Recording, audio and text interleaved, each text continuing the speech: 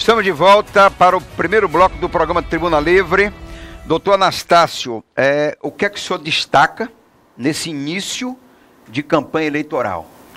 O que é que o senhor destacaria nessas eleições? O que é que o senhor identifica nesse processo que seja um processo diferente de outras eleições anteriores? Bem, o que nós estamos vendo é uma certa, vamos dizer assim, calmaria no tocante à propaganda eleitoral. Ao contrário de outras eleições, que nessa época do ano já estariam bem inflamados, com os cabos eleitorais nas rotatórias da cidade fazendo bandeiraço, com até briga entre eles, propaganda de tudo quanto for lugar, vocês vão ver que ainda estamos aí um pouco mais morno, ainda estão se aquecendo. Eu acredito que a classe política, os candidatos, vão deixar para fazer a sua propaganda mais ao final do pleito, mais perto ao pleito, até porque eu acredito que a situação econômica não está fácil para ninguém, inclusive para eles, né? É verdade. Mas eu aproveito aqui para também, dentro dessa linha, perguntar o seguinte. As normas criadas pelo Congresso Nacional para as eleições, elas dão um tom de igualdade para a disputa ou precisa ser melhor aperfeiçoada? Veja só, você tocou num ponto importante, né? A legislação eleitoral ela vem sendo constantemente modificada no sentido de que se alcance uma igualdade entre todos os participantes. E isso não é de hoje. Desde que nós começamos a fazer eleição, todo ano vem uma lei modificando o pleito anterior para que a nova eleição se torne mais igualitária, não é? Isso. O grande problema que nós temos é tornar essa igualdade do papel em igualdade material. O que vem acontecendo é simplesmente restringindo cada vez mais a propaganda, no sentido de que aquele candidato que tem dinheiro não possa fazer uma publicidade que ele poderia fazer com o seu dinheiro, e o candidato pobre que não tem dinheiro, então vai ser beneficiado, porque aí ele estaria em melhor condição de igualdade. Eu vou citar, por exemplo, a propaganda caríssima que hoje está vedada é a propaganda por outdoor. Quem é que não se lembra que antigamente o candidato rico espalhava ali um monte... Era um festival de outdoor. Participação de artistas famosos. Eu lembro ainda dos showmícios, né? Você imagina se pudéssemos contratar aqui um candidato rico, contratasse uma Anitta, contratasse acho que até eu ia lá, né, no comício para ver, não ele, né, ia lá para ver a Anitta ali, ia ser muito bom. Juntava gente. E isso... Churrascos, né, matava um boi. E com certeza a população ia toda ali para assistir o comício, e do candidato pobre que não ia ter ninguém, não ia.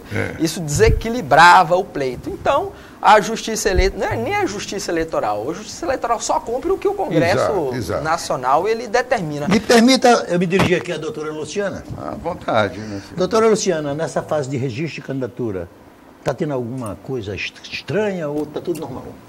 A gente, esse ano, a novidade é o processamento dos registros todo digital, né? A gente não tem mais papel. Nada? Nada em papel. Que bom, hein? Que era, você lembra a papelada, né? Então, a papelada agora toda faz parte da rede, está toda disponível. Então, aquelas pessoas que quiserem consultar as certidões dos candidatos, os documentos juntados por ele, fica tudo lá, disponível na rede.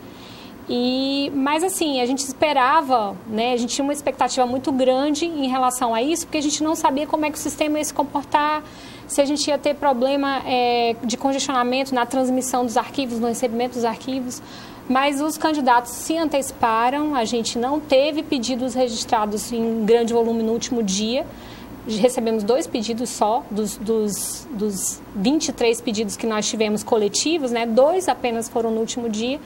Então, como eles se anteciparam, a gente conseguiu receber sem transtornos, né? O restante do país já não teve essa sorte. São os partidos que operam o sistema, né? São os partidos que apresentam esses registros, operam o sistema. Eles entram com senha no sistema. Na verdade, eles entregaram para a gente um pendrive com a documentação em mídia. E aí a gente recebeu no nosso sistema.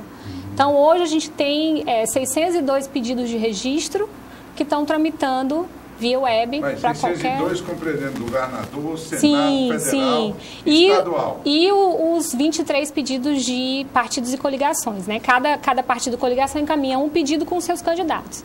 Então, somando tudo isso, a gente tem 601, registros. De candidato, nós temos 578 hoje 578 candidatos. É muito candidato. É muito candidato. Bastante candidato. No Brasil, 23 mil candidatos. Para dividir o bolão de 1 bilhão e 800 milhões do fundo eleitoral e os 800 do fundo partidário, né?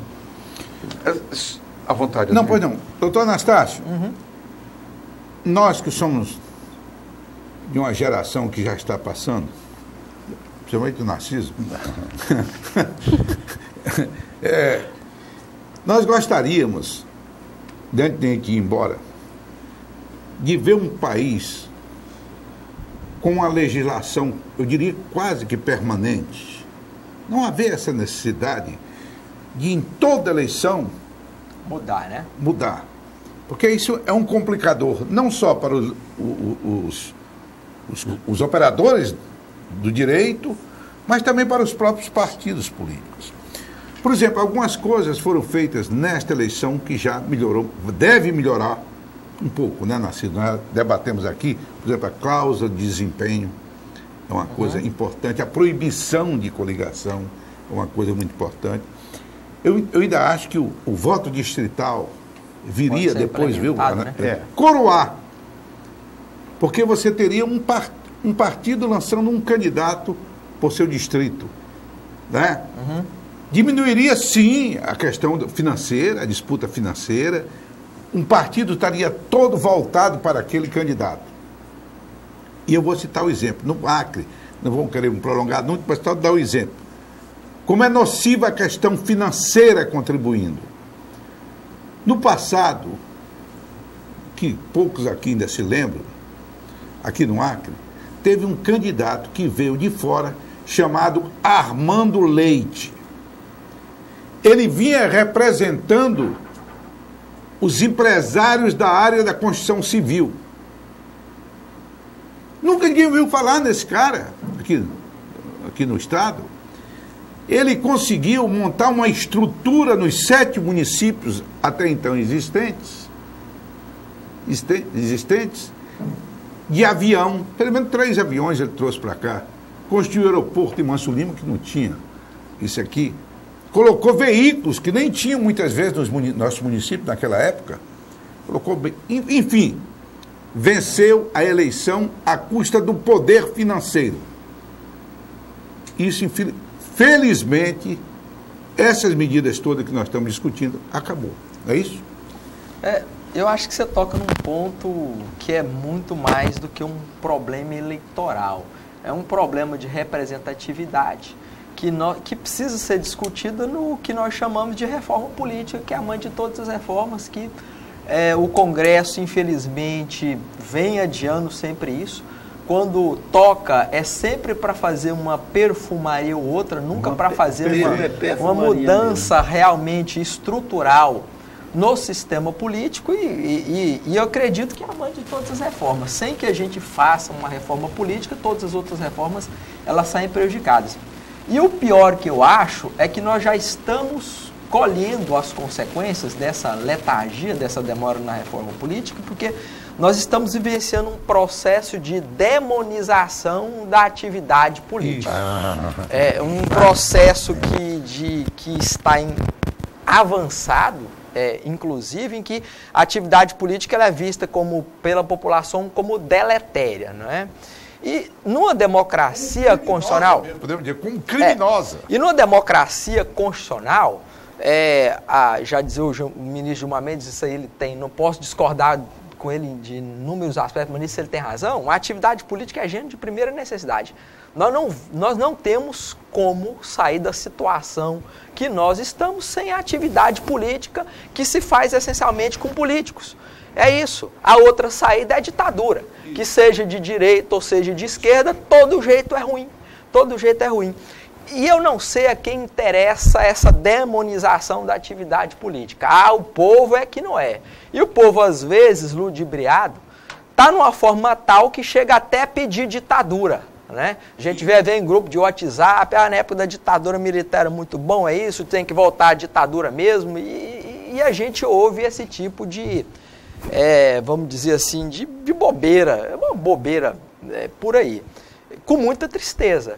E nós precisamos, a meu ver, recuperar a credibilidade da classe política, da atividade política, para que essas reformas saiam do papel. Eu acredito que essa reforma é até pressuposto básico para a recuperação da credibilidade da classe política, para que tudo mais avance. As decisões acerca das políticas públicas de educação, de saúde, de habitação, de educação, de tudo vai passar pela classe política. Isso não é função do Poder Judiciário.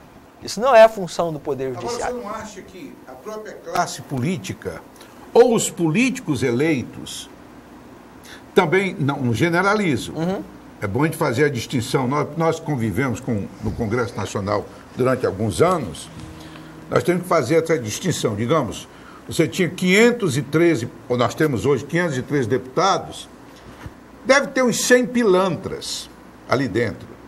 No entanto, há uma generalização, há homens de bem na política, há homem decente na política, né? Mas se generaliza.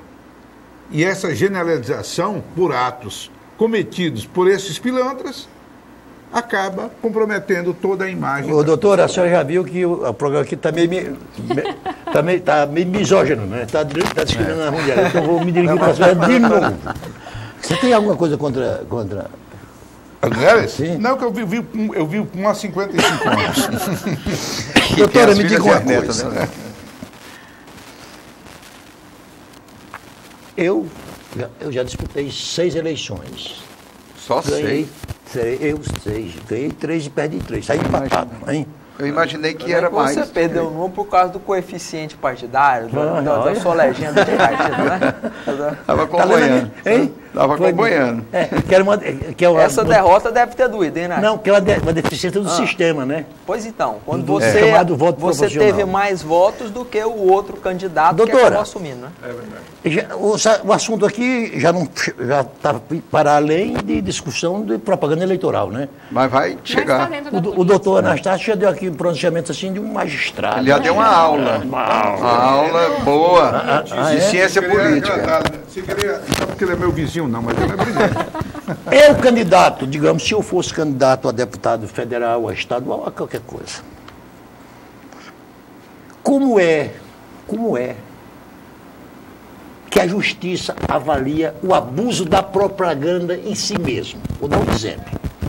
Eu mandei, como ele numa gráfica, 1 milhão de santinhos.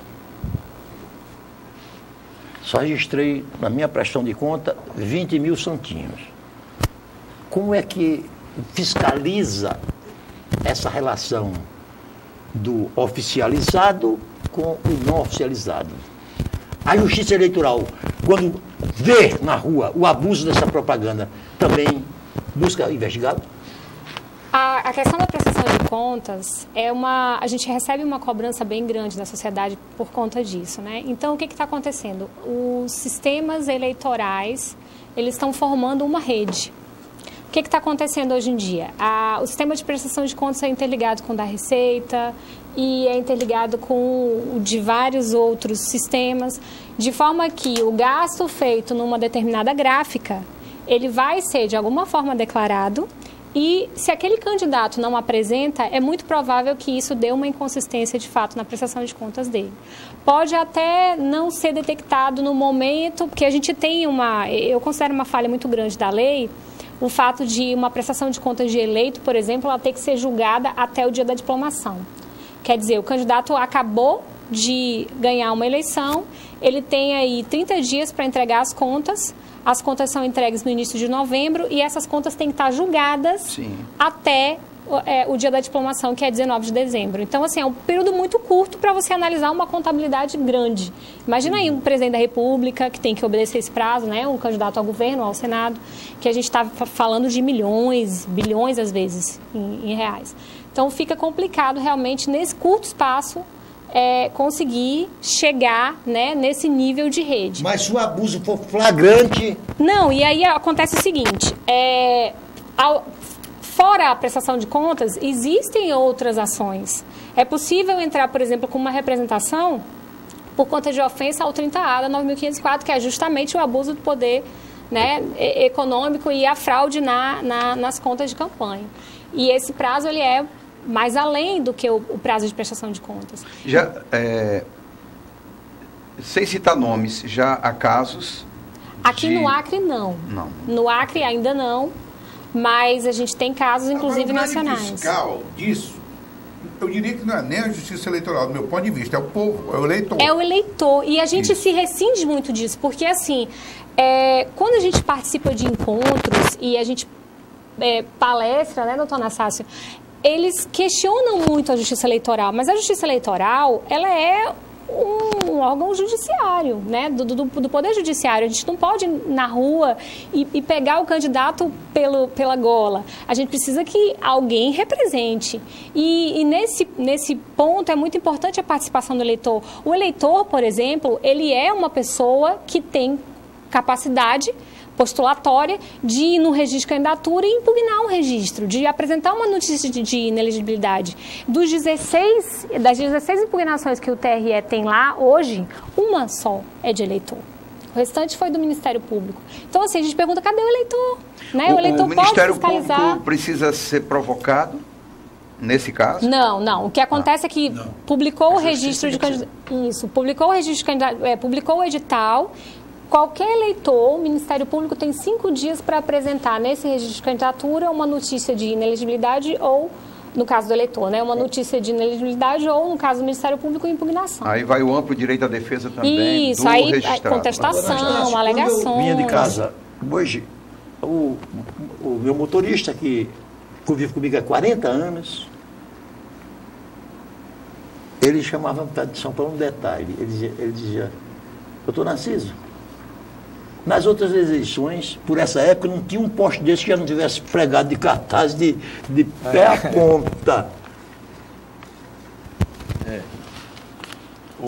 É aquela coisa que eu já disse, né? Antigamente se permitia colar cartazes. E aí o candidato que tivesse mais dinheiro colocava cartaz na cidade inteira. Eu colocava aquela cola, né? Depois a Justiça Eleitoral proibiu colocar, grudar, mas não proibiu a placa. Aí o que eles faziam? Colocavam um papelão com a foto e pregavam no poste do mesmo jeito. Né? Então, a criatividade. Isso não está proibido. Ok, então vamos proibir... Expor. É isso. Proibir em ponte. Mas viaduto não está proibido. Aí colocava em viaduto. Então eles têm uma criatividade para encontrar o brecha na lei. E resultado, aí proibiu tudo. Não pode mais em placa, não pode em semáforo, não pode em ponte, não pode em viaduto. Prática, o que nós estamos vendo é uma restrição à propaganda eleitoral muito grande. E daqui a uns tempos a única propaganda que vai acabar sendo permitida do jeito que vai é a propaganda na internet. Agora é um pouco ruim para a democracia também essa... Veja só, o grande problema que nós temos é dar condição de igualdade a todos. Se todos tivessem muito dinheiro para fazer a campanha que bem entendesse, podia colocar em outdoor, podia colocar em tudo. O grande problema é que nós temos candidatos ricos e temos candidatos pobres e que, portanto, essas normas vêm para tentar nivelar todos. Nivelar por baixo economicamente, mas nivelar. E em cima de um eleitorado altamente vulnerável como é o nosso do Brasil. As suas condições financeiras e que se aproveita muito Até pouco tempo atrás se permitia doar chaveiro, caneta, camiseta. Todo mundo queria uma camiseta de uma campanha e tudo. Doava jogo de uniforme para time de futebol. Era desse jeito que funcionava. Tem uma parada interessante sobre isso. Permita, já ia tem que chamar o intervalo, já. Ah, então pronto. Fica para a próxima? Fica para a próxima. O próximo bloco, eu queria só também adiantar aqui um assunto, para o próximo bloco, o pagamento de cabos eleitorais. Se é legal, se não é legal, qual é a forma que tem que ser feita, que essa é uma dúvida que a gente vê. E aí se apresentam as famosas listas, né? A gente volta para discutir no segundo bloco. Voltamos já daqui a pouquinho.